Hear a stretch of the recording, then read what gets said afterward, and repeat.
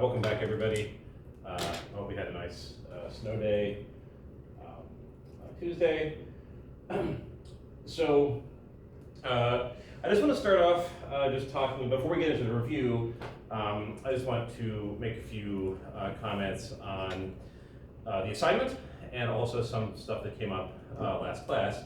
So we started talking about pressure last time. I talked about these styrofoam cups. I thought my wife had one of these, but it turns out she wasn't in the lab at the right time. So here's what they look like. So,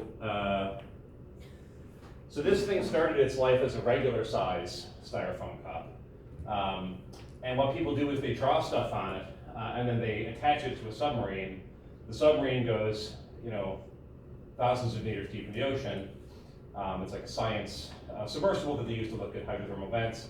And then the pressure is so high that it squeezes these styrofoam cups and compresses them and makes them sort of the size where you can fit on your thumb. And then all the drawings that you put on it get compressed like that. And so sometimes they'll do things with like schools and stuff where every kid in the class can like draw on a cup and then they squish it and then they give it back. So just an illustration of what the deep ocean pressure can do. The other thing I wanted to comment on is the assignment. So the assignment was posted a little while ago, so that's due on Monday. So what I want to do is, I'll have the assignment due on Monday, it's at 11:59. Then I'll post the solutions to that right away. I'll post solutions to both assignments. So you can have those to review for the midterm, which is on Thursday, and then Tuesday is going to be a review class, and as I mentioned, I'll post some practice problems over the weekend as a video. But I just wanted to just quickly walk through the assignment. So it looks kind of long, but it's just 2 questions. They're multi-part. It shouldn't be excessively long, and there's lots of hints that should sort of walk you through how to do it. So the first problem is about a circular vortex. So on the first assignment, you also did some stuff about a circular vortex. This is a slightly different one, but the hint that it's called a circular vortex should be a hint that there's going to be some circular motion happening. So the first problem is just figure out what the dimensions of this omega constant are. That's capital Greek letter omega. The second one is solve the kinematic equation. So we're just going to solve for what are the trajectories of the parcels. So if this is the velocity field, how do parcels move? It's going to be some kind of circle. And in part C, you show explicitly that the trajectories you get in part 1 satisfy the equation of the circle. Plot the circle. Then because you have the trajectories, you can just differentiate them to get the acceleration. So you calculate x of t and y of t in the first parts, then differentiate to get the acceleration. And then just like we did in class, you can calculate acceleration 2 different ways. You can first of all find the trajectories and then calculate derivatives. That's one way. And then the other way is to use the material derivative. And so in the next part, you use the material derivative to calculate the acceleration directly. They should be the same formula. And then the last bit is that this particular example is an example of uniform circular motion of the same type that you do in high school or first year physics. And so the last 2 parts are just calculating a couple of simple things about the trajectories that show that they obey the principle that there's a centripetal acceleration that points towards the center of the circle. The acceleration is equal to v squared over r first year formulas. But it all sort of falls out just from the definition of the velocity field. So that's the first question. And the second question is about material conservation of salt that I'll talk about in the review. So the first bit is just follow the derivation straight from the notes and just sort of make sure you understand it, reproduce it step by step. That's the first part. So this is essentially just right from the notes. And then the last 2 parts are about this important property of material conservation, which is that if you have something like salt that's materially conserved so that it satisfies ds dt equals 0, then what that means is that each parcel maintains its individual salt concentration. So the parcels may be moving around in some complicated way, but each one is carrying their salt with it. So if each little bit of water keeps its same salt, then it makes sense that the total amount of salt in the system should always be the same. It might get rearranged in different patterns, but the total amount should always be the same. And so part B is about showing mathematically that this equation applies that. So you can basically just integrate this equation and show that the total salt is conserved. And then the last bit is to show that for our specific, last time we we worked out a concrete analytical solution to the advection equation for how the salt is going to behave in the future. We got this formula. Part C is just take the derivatives directly to show that this solves the advection equation, and then part D is basically integrate this and show that the amount of salt that's contained in this distribution is constant over time. And I'm giving you some integrals and things like that, so I think I'm helping the mathematical steps could be tricky if you didn't know the tricks, but the point of a course like this in physical oceanography is like to learn fluids and to learn oceanography, not to like learn how to do tricky integrals that are highly non-obvious. So I'm basically giving hints for the mathematics, but then trying to understand what things physically mean is the main idea. Feel free to let me know if you have any questions about the assignment or anything else. I'll be on my email all the time, so I'm happy to address any of those. Does anyone have any questions at the moment? It just came out, so probably people didn't have a lot of time to look at it. Well, if you do, just send me an email. Okay, so that concludes the projector part of the class.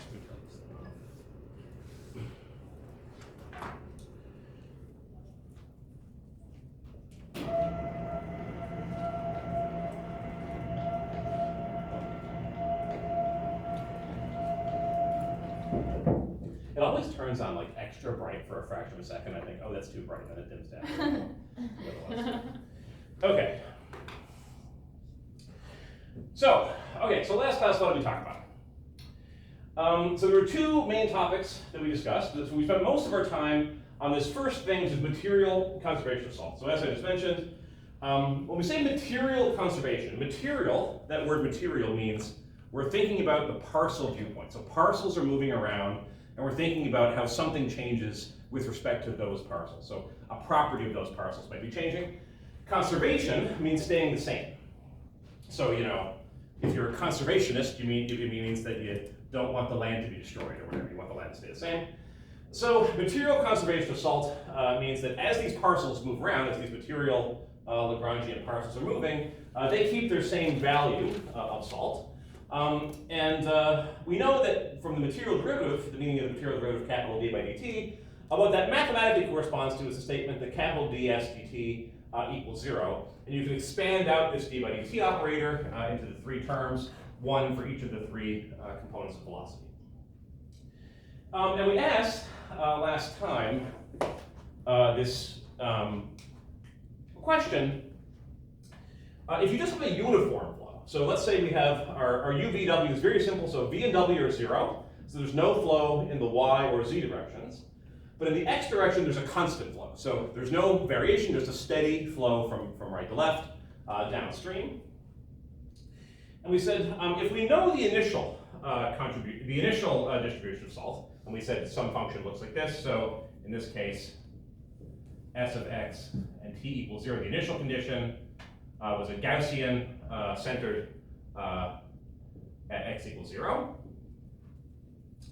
How is this going to behave in the future? So there's a downstream wind or a downstream ocean current that's going this direction with a speed u naught. So what happens to the salt?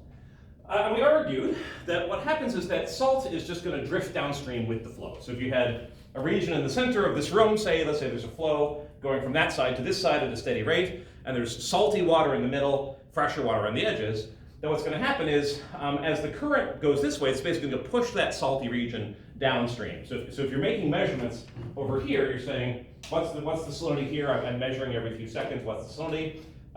Then what you're going to see is very, very fresh water for a while, and then once the salt from the center of the room gets here, you'll start to pick up some readings. So you get some higher values. So that high salt region essentially gets advected or blown or pushed downstream by the flow.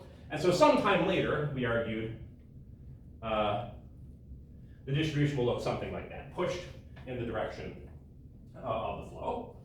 And we essentially argued, without doing any calculations, that the distribution should be this one. The solution to our differential equation, which is this. So when we start off with our dsdt, in the case of a uniform flow, we said, the V term is 0, the W term is 0 because V and W are both 0. So we just get these first two terms. And U is just a constant here. Our flow in the x direction is just a constant capital U naught. So this is our simplified version of the advection equation. And we said that the solution to this equation, which is going to tell us how the salt moves, because this is a PDE that determines how the salinity will behave in the future, that the solution we argued, based on sort of physical reasoning rather than mathematics, should be this. So this is essentially saying that the salinity at some future time is equal to, at a particular location, is equal to the salt value of where that parcel came from in the past. And that's why we have this x minus u naught t. So essentially, if we're saying, if we have some position x and we want to know what's the salt value in the future, we have to kind of figure out where did that come from, and then we can read the salinity value off of the initial distribution. And so this is why this x minus u naught t construction comes in. You can, if that's not totally clear, you can either look back at the notes or the videos where I sort of go through that explanation, that argument. And on assignment 2, you're going to check just by direct differentiation that this expression satisfies the differential equation. So that this expression that we came up with just by physical reasoning that actually solves the mathematical equation we started with, as we know that indeed will be the behavior of the salinity in the future. And then the second part, which we're going to continue with and make a big advance in today, is talking about the forces that are involved. So in fluid dynamics. So what we've been doing so far is mostly talking about fluid kinematics, meaning if we have some kind of flow that we're given, we observe it or it's given to us in a problem or whatever, how are parcels going to move, what's the acceleration, questions like that. But we always assume we know what the velocity field is. But often, let's say you're doing a problem in weather prediction or oceanography or whatever, you want to predict actually what the flow will be in the future. You don't actually know what the velocity field will be. And so we started to discuss what are the forces that are involved in fluid dynamics, and we're moving towards using those forces to actually predict the evolution of the flow itself. So rather than being given a flow and wondering what happens to things that are embedded in the flow, we want to compute how do we get that flow to begin with. And that's going to end up being from the Navier-Stokes equations. And we're going to actually get I think by the end of this class, most likely, we'll get to sort of only somewhat simplified version of that equation. We'll actually start to be able to do some prediction problems for how the flows actually evolve.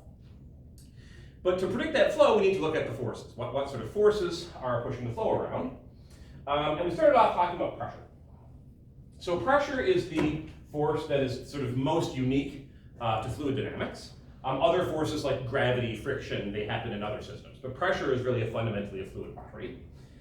And we just started outlining what pressure means. And we said if you take any object and you put it in water, and this would apply to if you put a flutter board in water or a basketball, or even if you just think about a parcel of water itself. Any object that's submerged feels pressure forces that are squeezing it in. And we can see what that does to the styrofoam cups. You have some squeezing force and just sort of shrinks it in all dimensions, right? It's not compressed like sideways or vertically, like every dimension squishes equally. That's why it still looks like the shape of a cup.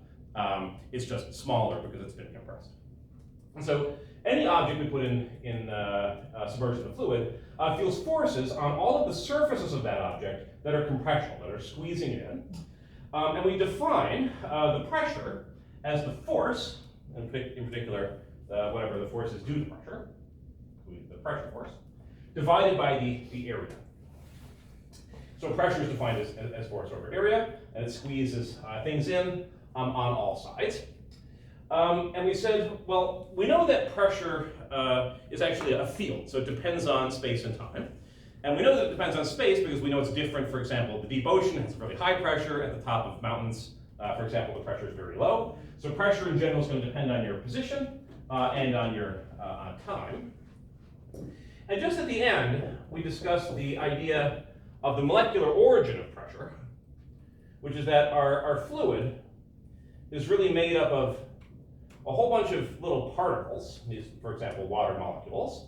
And these water molecules are moving around randomly. And then sometimes they hit off the wall. And when they hit off the wall, they exert a force. And that's really the molecular origin of pressure.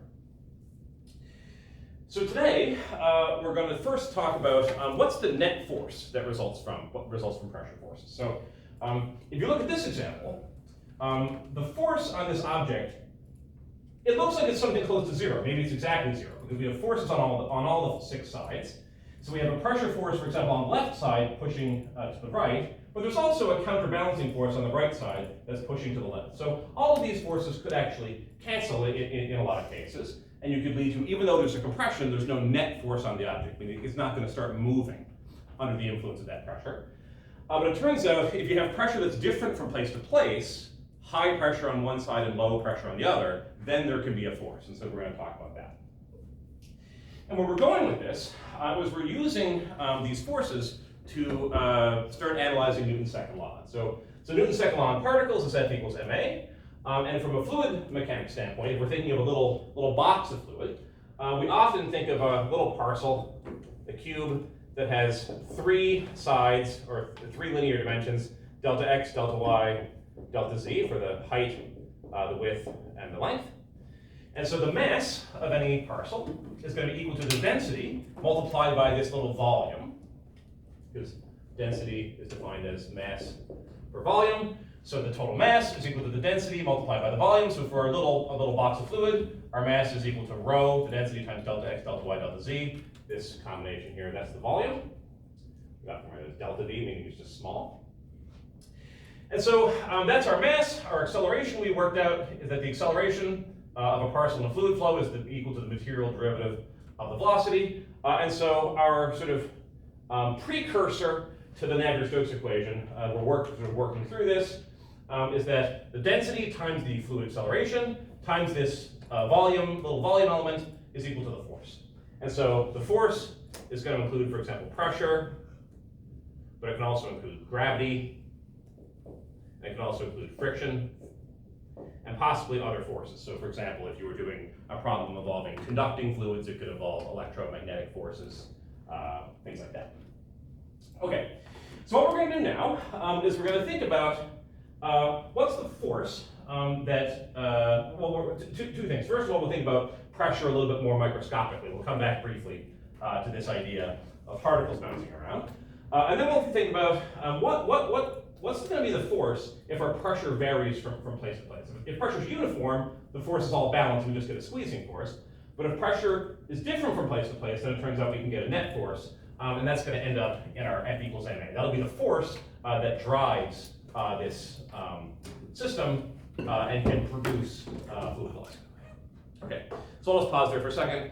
Does anyone have any questions about any of the review or anything else?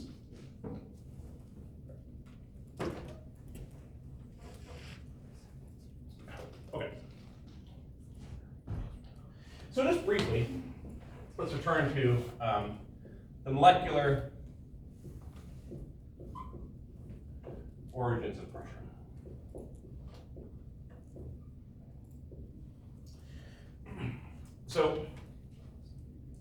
So because pressure is due to molecular collisions,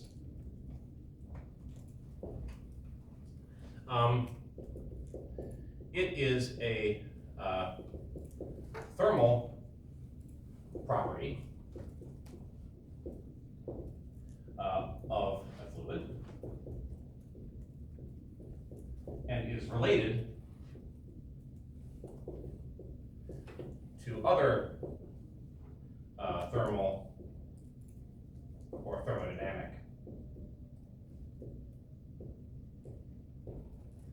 fluid properties.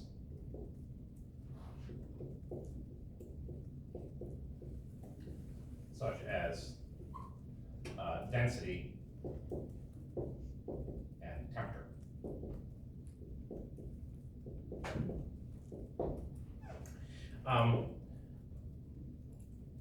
So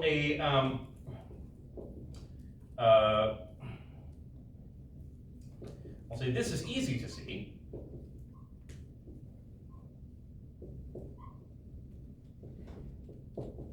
In the case of an ideal gas. So the ideal gas law, I'm going to write it as P equals rho RT. And this is what's called the meteorological form.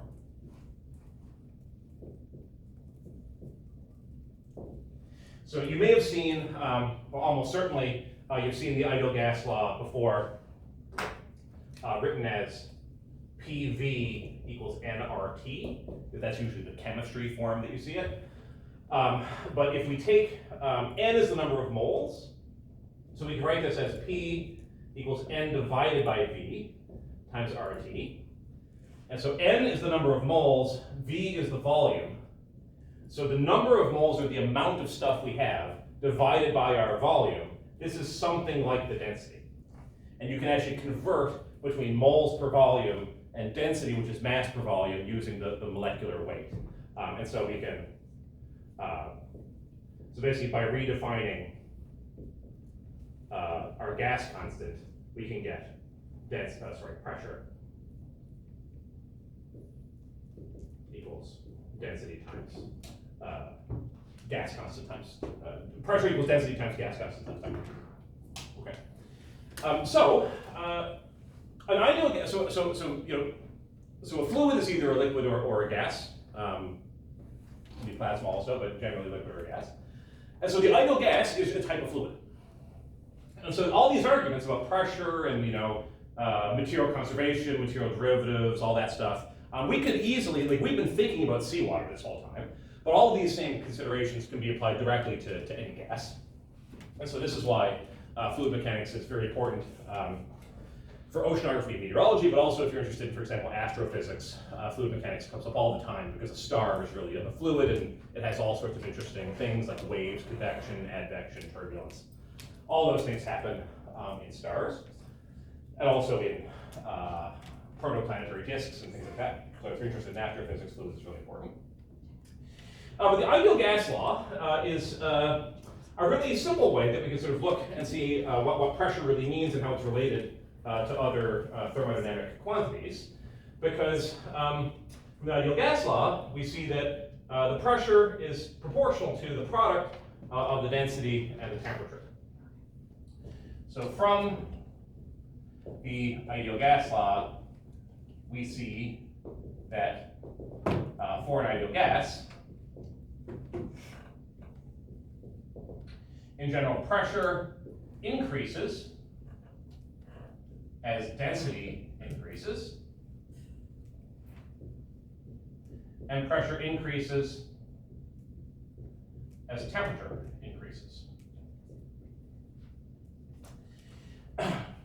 So can anyone give a physical explanation for these two observations? We'll start with density. So based on this picture of molecular collisions, why does it make sense that as you increase the density, you tend to increase the pressure?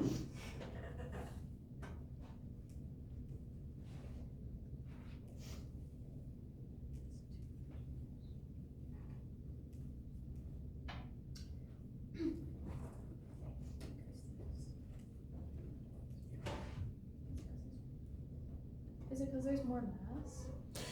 So there's more mass, and so how can you say one more sentence and relate it to this picture of like particles bouncing around? You can think of these as sort of billiard balls bouncing around. There's more mass, so there's a lot more like energy, and there's a lot more like interaction between particles. Yeah. So when you say more mass, so generally when we say the density of something like say water or an ideal gas is higher, the actual individual particles that make up the gas, like whether they're molecules of water or molecules of oxygen or whatever, the individual particles tend to stay the same. They stay the same mass. So these particles would have, say, a certain mass. But when the density is higher, what we mean is that in a given space, there's just more of them. So they're crammed together more closely.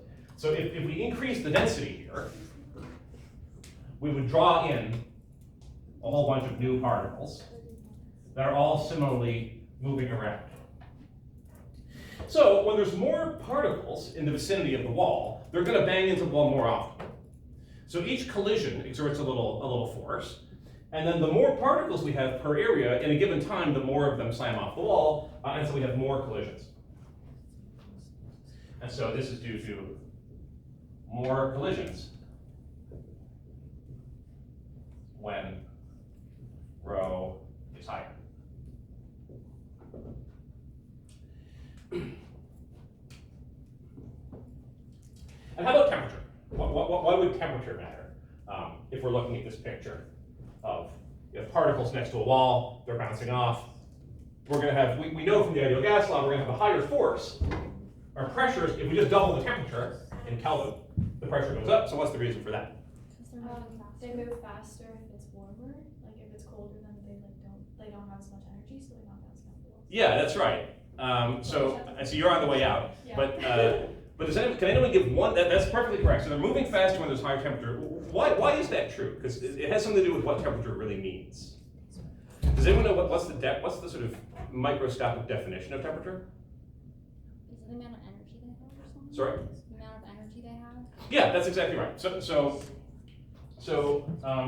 the temperature in physics is actually defined when you study thermodynamics as the average kinetic energy of the particles. I will say maybe it might be a constant. Let's say it's proportional to the average kinetic energy.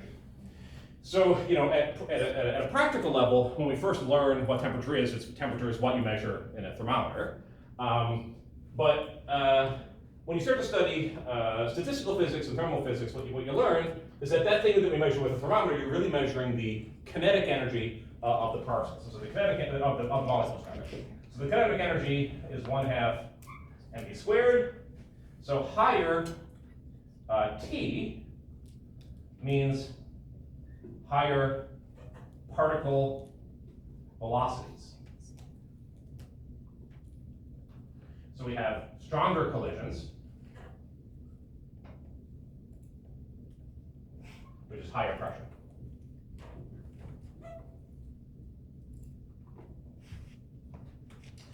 So this is really just to tie together the molecular meaning and tie together that this thing that we call pressure in the case of ideal gas is the same sort of physics that we're talking about in the ocean. The key difference is that it's a liquid system, so it's molecules of H2O, which are interacting in a more complicated way. They have, like, for example, hydrogen bonds, other types of interactions. Whereas in ideal gas, we often think of the interactions as very simple. But the same ideas are really true, that it tends to be that as the density is higher, if you compress water, the pressure tends to go up. It's very hard to compress water, but if you do it a little bit, the pressure spikes. And then also in general, as the temperature goes up, the pressure tends to increase as well. So, the ideal gas law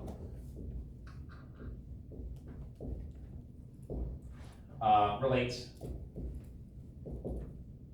pressure, temperature, and density in one formula. This type of formula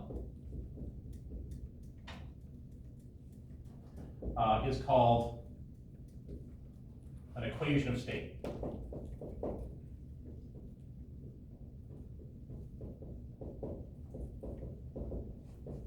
We also call these EOS.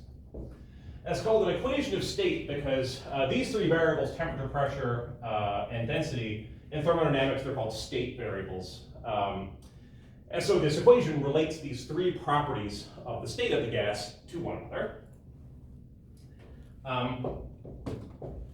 For liquids, like seawater,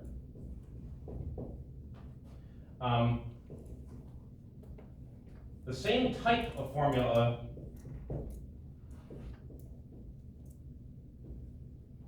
same type of relationship, we'll say, not formula.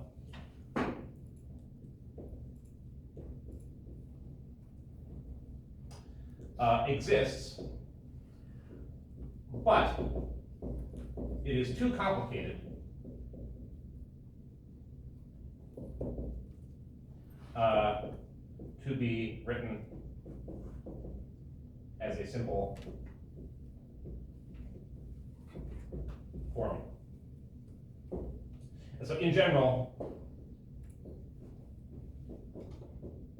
we'll write, instead of an explicit formula, we'll write a formula like the density is equal to a function of the pressure, the temperature, and the salinity.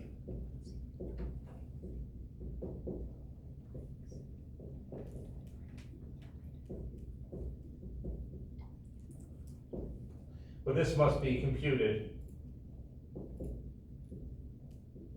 using a computer program. So the ideal gas law, it turns out that, so all sorts of systems, liquids, gases, different types of liquids, plasmas, interiors of stars, they all have these things called equations of state which relate the different properties together. So the ideal gas law, for example, tells us that if you have an ideal gas that has a particular temperature and a particular density, the pressure can't be arbitrary. It's this fixed value that's determined by the equation of state. So P, rho, and T are locked together in this rigid structure. And the same thing is true of liquids, that if you have a particular pressure, temperature, and salinity, then based on those three variables, for seawater you have to include the salt. If it was freshwater, you wouldn't have to include this S. But so if you know the pressure, temperature, and salinity, then then the density is rigidly determined by that. So the density is not arbitrary, it's linked to the other three properties. The difficulty is that a small amount of systems in the ideal gas law is the really famous example, are so simple that we can actually calculate what that equation of state actually is. So for the ideal gas, you can derive, and it's in upper year physics courses, maybe even second or third year courses, you can actually prove the ideal gas law. You can derive this formula. But for liquids, the physics of liquids is complicated enough, especially when you include the salt ions, that there's no simple formula that encodes the relationship. It's more like a spreadsheet or a computer program, where you give the program P, T, and S, and it tells you the density. But the same basic physics of like when you squeeze something, it tends to get higher pressure. When you heat something up, it tends to have higher pressure. All those things tend to be true. But the mathematics is much more complicated to the point that it really can't be written down. In fact, if you look online, we're not going to do this in this course, but if you look online, you can actually find the equation of state for seawater, so the seawater analog of P equals rho RT. And what you find is that there's like a 100-page manual on just how to calculate using that formula. So it's very, very complicated, involves chemistry, molecular physics, all sorts of stuff like that. Okay, but so this is the idea of pressure has molecular origins related to what's happening in the ideal gas law, but we're not going to be able to have a simple equation like this for liquids, just because the internal physics of liquids is much more complicated than the ideal gas. But you can think of it the same way. If you think about it in terms of these relationships, you won't be misled very often. Okay. So the next bit is what happens when our pressure varies from place to place.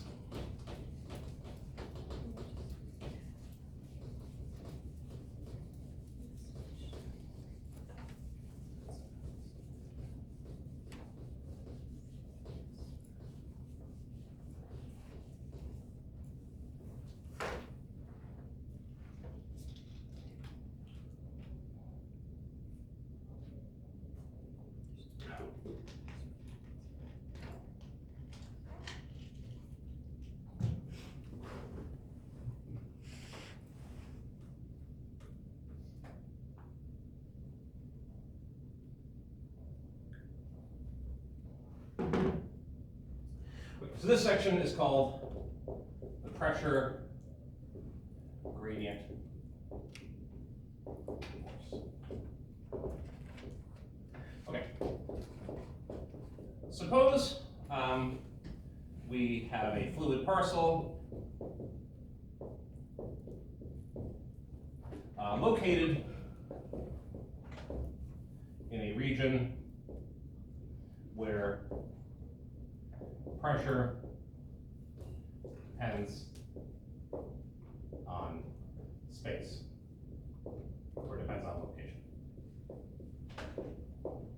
So our pressure is equal to P of x, y, and z. So we're going to ask the question, what is the resulting force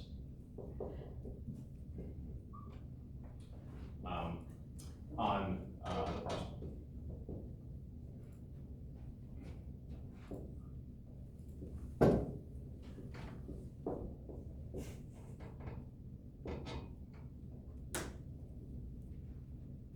Okay.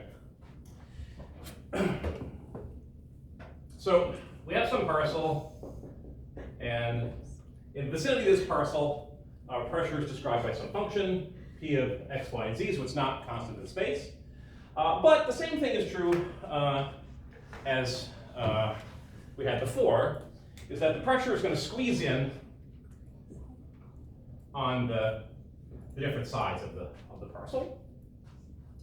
And just to start out with, I'm just going to consider the force on the left side and the right side. So on the left-hand side, we have the force, pressure on the left.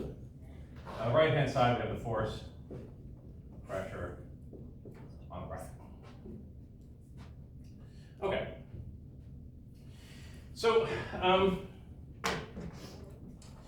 now what I'm going to do is I'm going to define my variable x, my position variable, such that the center of the parcel is at position x naught. So the center of mass of the parcel is at position x naught, and the length of the parcel in the x direction, I'm going to call that delta x like before. So what that means is that the left-hand side of the parcel, its location is x naught minus 1/2 delta x. So the whole length is delta x. X naught's in the middle, so by moving half delta x to the left, we get to the left-hand side. And the right-hand side, the location is x naught plus 1/2 delta x. So x naught sits in the middle, and then the width of this parcel in the x direction is delta x. So what's going to be, and I'll just add in as well, to our diagram we have here, the y extent of this is delta y, and the z extent is delta z. Okay. So what's going to be the force? So what we want to do now is we want to compare the force acting on the left-hand side to the force acting on the right-hand side, keeping in mind that the pressures may not be equal. So you might, for example, have, just as an example, you might have high pressure on this side and low pressure on this side. So, does anyone have any idea, just before we get into the math? If we have this kind of a situation where we have low pressure on the left-hand side and high pressure on the right-hand side, what kind of force, overall force, if any, would you expect to happen for this particle to feel? Force acting onto the left direction? Yeah, that's true. And why is that? Because the pressure gradient is higher on the right side, which acts on a force acting in the left direction. Yeah, not the pressure gradient, but the pressure itself. Yeah. Right. So basically, there's going to be a force on all 6 sides of this cube, and that force, in general, so our force on whatever side is going to be equal to the pressure times the area times some kind of unit vector. And so if our pressure is higher on this side, then we're going to have a force that's to the left that's stronger than the force that's happening on this side because the pressure is lower. So there's 2 competing forces, one pushing to the right and one pushing to the left. But because of the higher pressure on the right-hand side, this force is going to win, and what would happen is this parcel would actually drift to the left under the influence of this high pressure if there were no other forces that were, say, counterbalancing that. So So we sort of generally expect, if we have higher pressure here and lower pressure here, that there's going to be a net force to the left. So let's work it out. So, so our F pressure on the left is going to be equal to our pressure on the left multiplied by our area multiplied by x hat. And this is the unit vector pointing in the positive x direction, because we know that pressure is a squeezing force, so the pressure will be pushing to the right on this left-hand side of the parcel. And the pressure on the left-hand side is equal to our pressure function evaluated at the position x naught minus 1/2 delta x yz. So we're evaluating, because we have to keep track of the fact that the pressure is not the same everywhere. So the pressure force that acts on the left-hand side is based on the pressure evaluated at that location, x naught minus 1/2 delta x. And the area of the sidewall here is just delta y times delta z.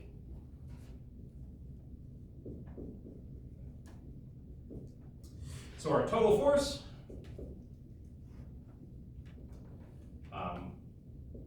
is going to equal the pressure at x naught minus 1/2 delta x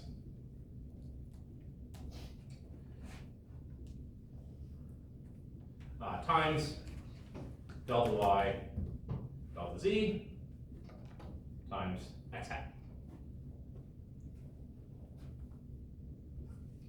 Okay.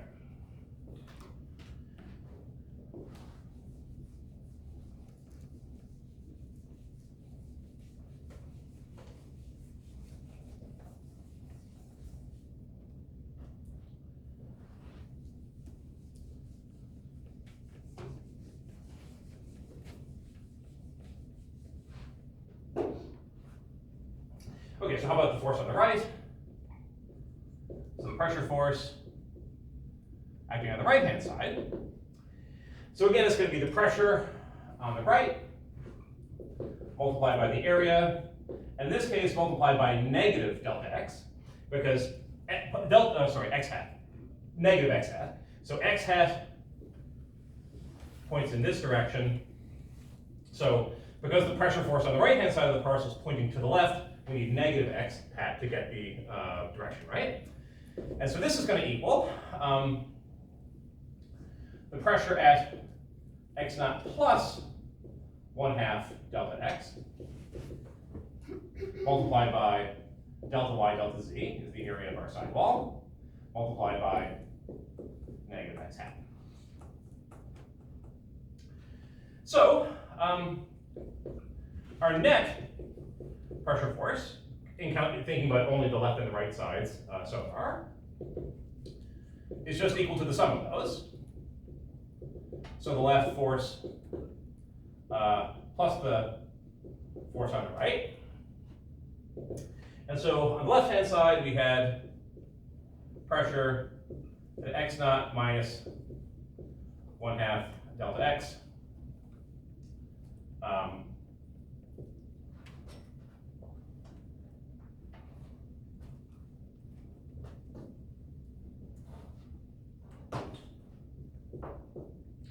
Times delta y times delta z times x hat plus p of x naught plus 1/2 delta x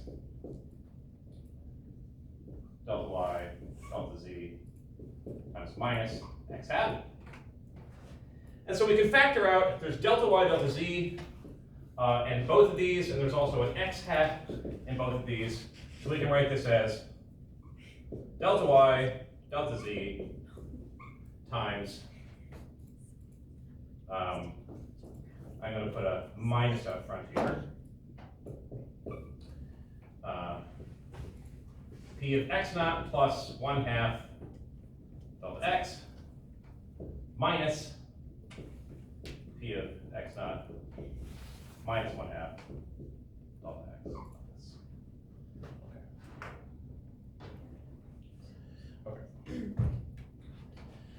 Okay, So what has happened here is we've worked out what the pressure force is on the left-hand side and the right-hand side, just added them together. And so the left-hand side has this positive x hat because it's pointing towards the right. The right-hand side points backwards towards the left, so it has a negative x hat. And then both of the pressure forces are matched to where that pressure is evaluated, either on the left-hand side, slightly to the left of the center, or on the right-hand side, slightly to the right of the center. And what I've done here is basically pull the negative x hat delta y delta z out of all of this. Oh, sorry, I forgot to write down my x hat here.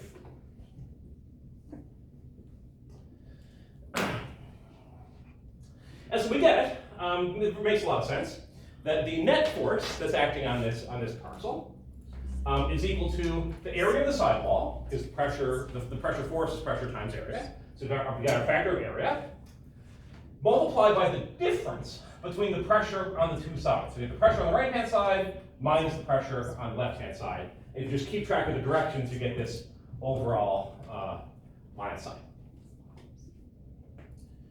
Okay. So now,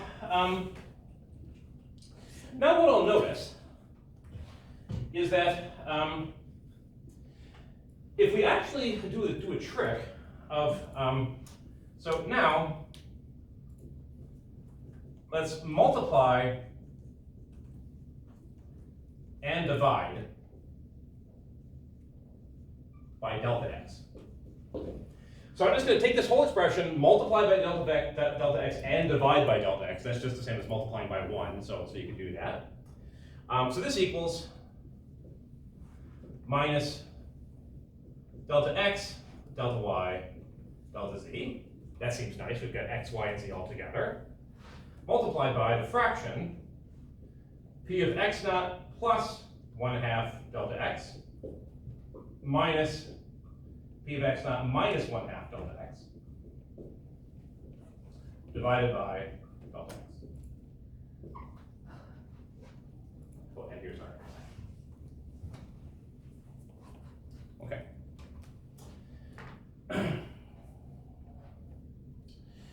So the benefit of this trick is that we have now our delta x, delta y, delta z out in front, and this is our little volume element. So this is now the volume of the parcel. And now we're multiplying it now by the difference between the pressure on the two sides divided by the distance in between them. And this thing here, as delta x becomes small, and we're thinking of a very, very small parcel, this becomes the derivative.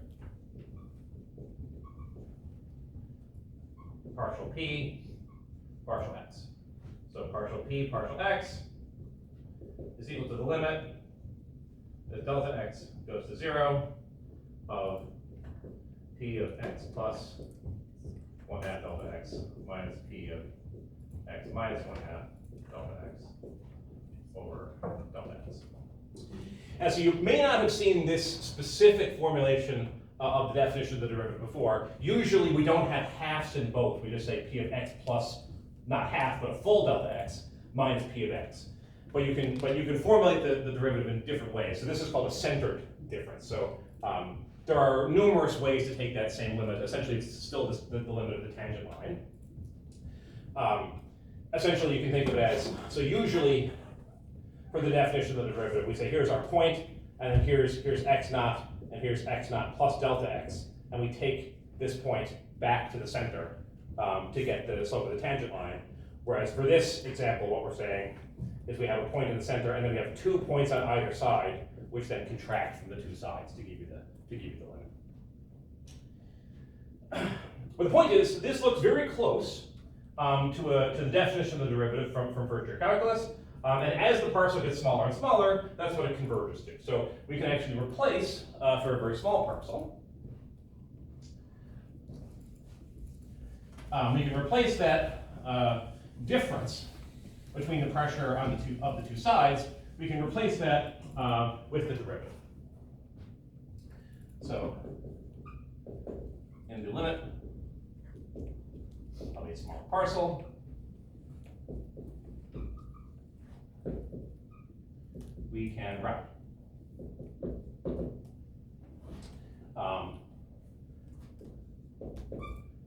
net pressure equals negative delta x, delta y, delta z times dp dx times x net.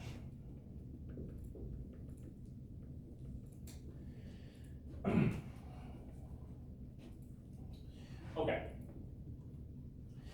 So this now confirms the answer we got from the crowd earlier, which is that if you have a pressure that's higher on one side than the other. So let's say we have an example where we have pressure depends on x. Here's x. Let's say it looks like this. So we have the higher values on this side and lower values on that side. Well then, in this case, dp dx is positive because the function is increasing. But the function has this the force rather has this negative sign out front. This negative sign is really, really important, and it switches the sign. So when dp dx is positive, it means pressure's increasing as you go from left to right.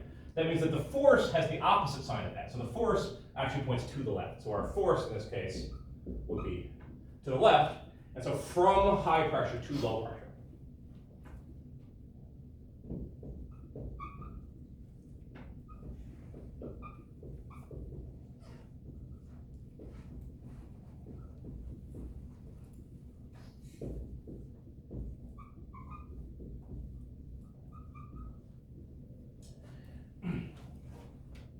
Okay. So, we've only considered at this point what's happening in the left-right direction, just along x. But if we go back to our diagram, there's four other sides. There's the top and the bottom, and then the front and the back on this cube here. And so we could make the same argument in the other two directions. And so we made the argument in the x direction, comparing the left to the right. But we could also compare the top and the bottom, or we could do the front and the back. And if we did that, we could make the exact same argument in the other two dimensions as well. And so in the y direction,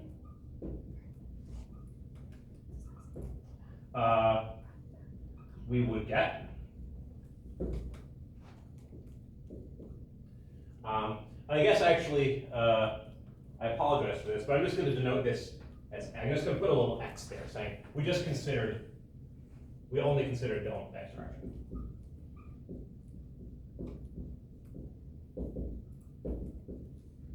So far.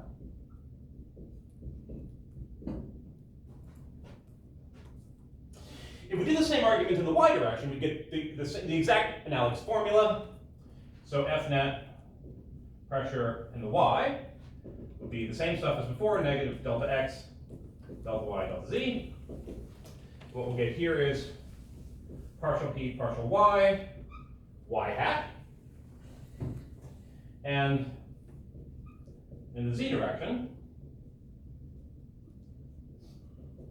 we would get F net p in z equals negative delta x, delta y, delta z, dp dz, z hat. So the same exact formula in the three directions, just with the appropriate variable shifted from x and x hat to y and y hat, z and z hat. So in general, if there's a pressure field that varies in all three dimensions, then you can have pressure forces that squeeze the parcel, but then if that squeezing doesn't exactly equal out on the two sides, then there can also be a push. And then that push can happen in the x direction, y direction, and z direction, depending on how the pressure actually varies. If you have a higher pressure in front versus in back, then there'll be a back and forth force, and so forth. Okay.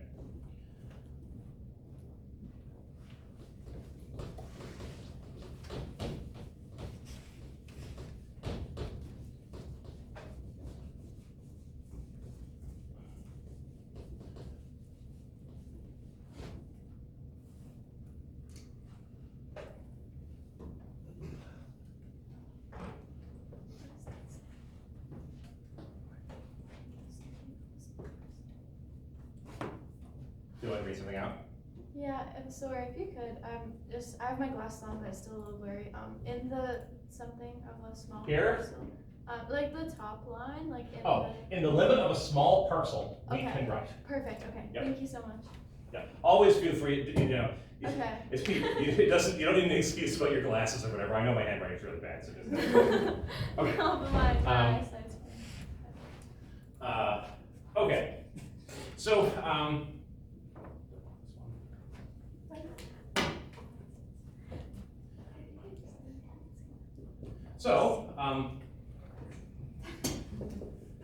collecting all three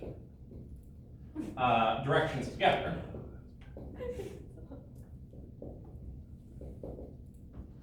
the net pressure force on our parcel is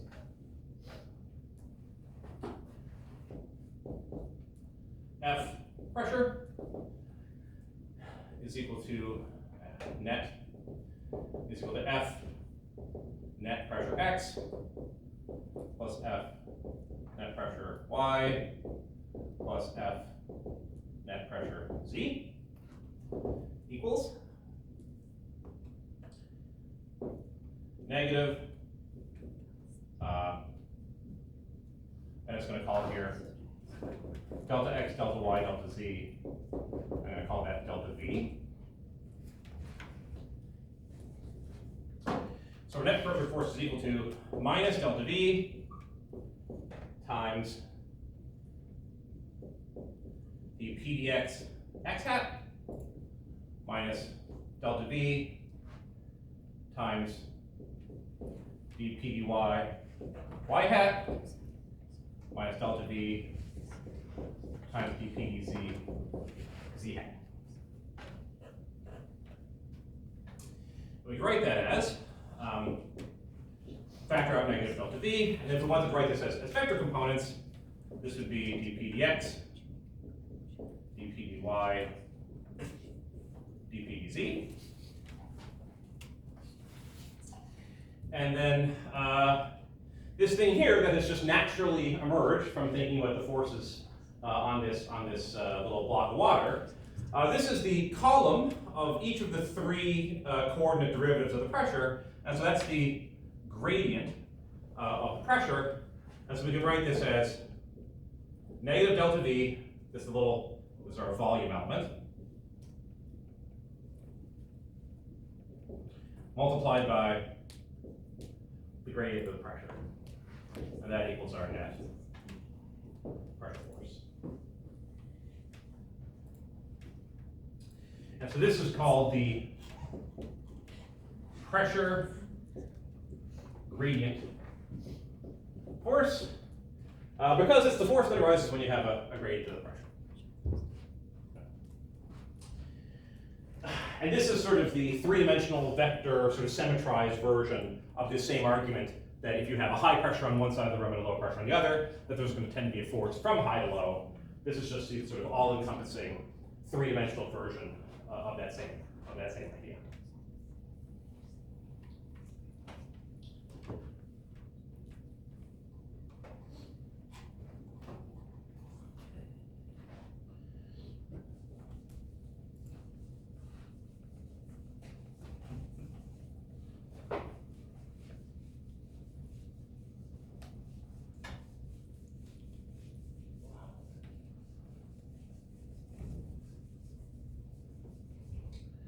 Okay.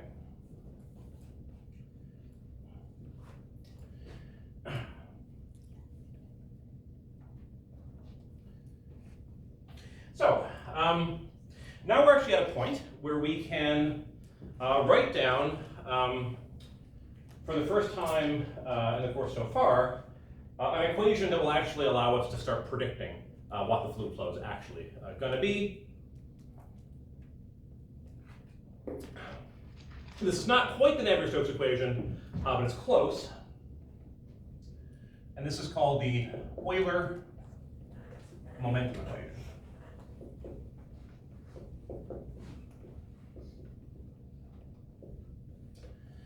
So we can recall So what I'll say is,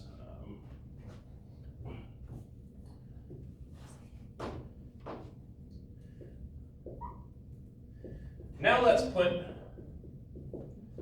the, we'll sometimes use the notation PGF, stands for pressure gradient force, you may see it sometimes. So now let's put the PGF into Newton's second law.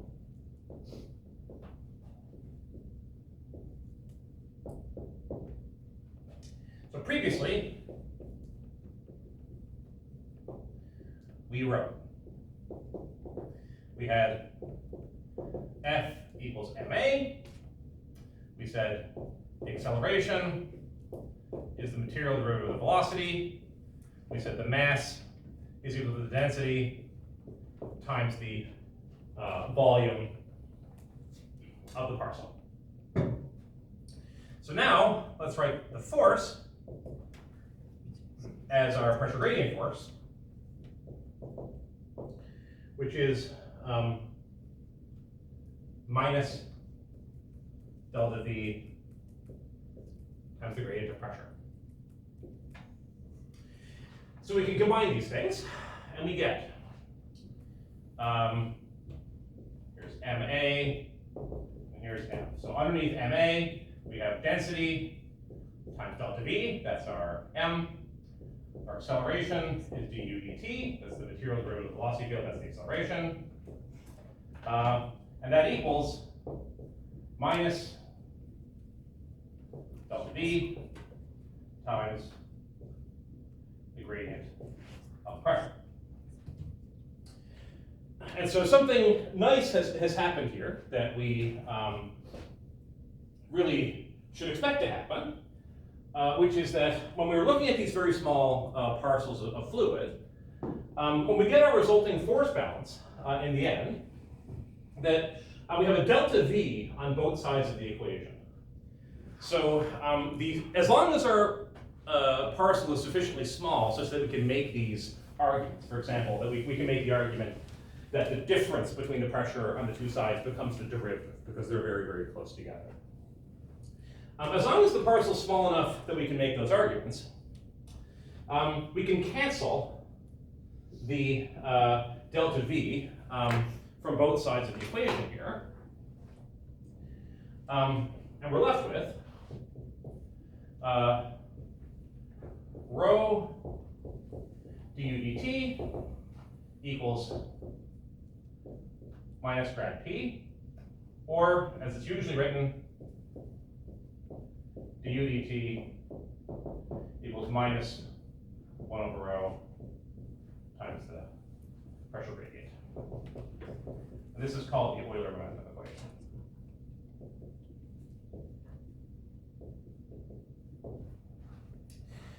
And we can expand that out by just expanding out the partial derivative. Sorry, expanding out the material derivative.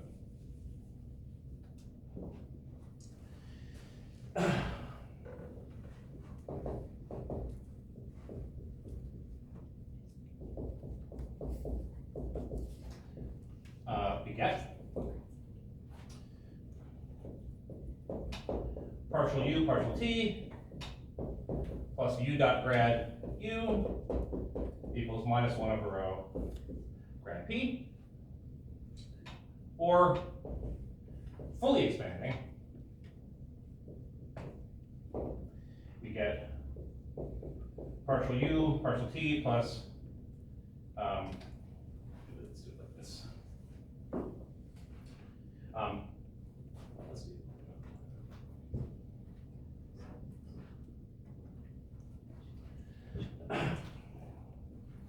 So this equation, it's a 3-component vector equation. Because u is equal to uvw. So u is a vector, here u is a vector, and then grad p is a vector. So really when we write down this equation, we call it the Euler momentum equation. You can really think of it as the Euler momentum equations, because it's 3 equations, one for each direction. There's an x component equation, a y component equation, and a z component equation. So if fully expanding in components, and it's a good exercise to make sure that after I write this out, when you're going through your notes, make sure you understand how to go through from the vector form to the component form. Because usually we write the equations down, like say on a formula sheet, you would get it in the vector form. But in an actual problem, you would probably have to use components because you'll only get like 1 or 2 components. You won't have to do a full 3-dimensional calculation, usually on an exam. But so understanding how to go from vectors to components is very important. So our x component would be partial u partial t plus u d by dx of u plus v d by dy of u plus w d by z of u equals negative 1 over rho dp dx. Our y component, dv dt plus u d by dx of v plus v d by dy of v plus w d by z of v equals negative 1 over rho dp dy. And for z, dw dt plus u d by dx w plus v d by dy of w plus w d by dz of w equals negative 1 over rho dp dz. And so this would be the component form. So these 3 equations are all collectively, they're equivalent to this one vector equation on top. And by the end of the course, you want to be comfortable switching back and forth between these 2 representations, the component representation and the vector representation.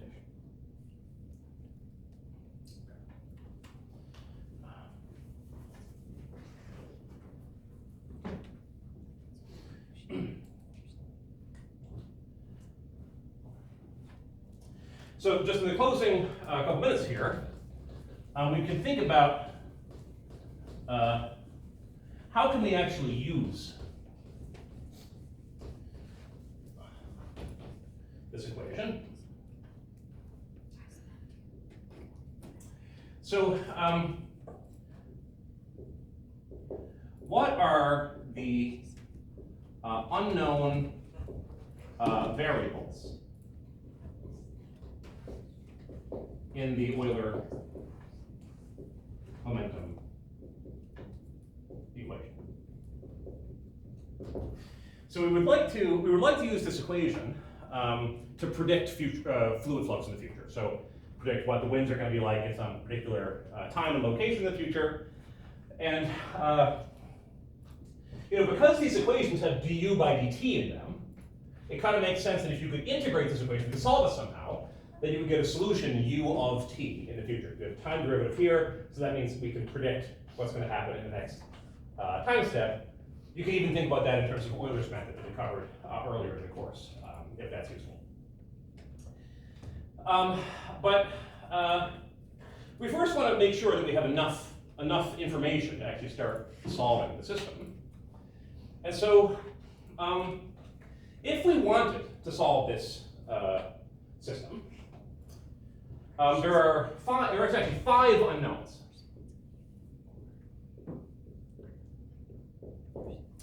We have u, v, and w. Those are the velocity components. But then we also need to know the pressure and the density.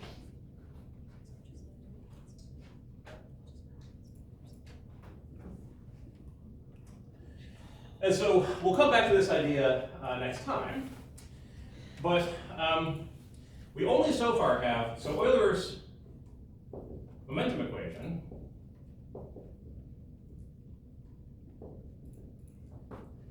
gives only 3, so you have 5 unknowns, we have only 3 equations for x, y, and z.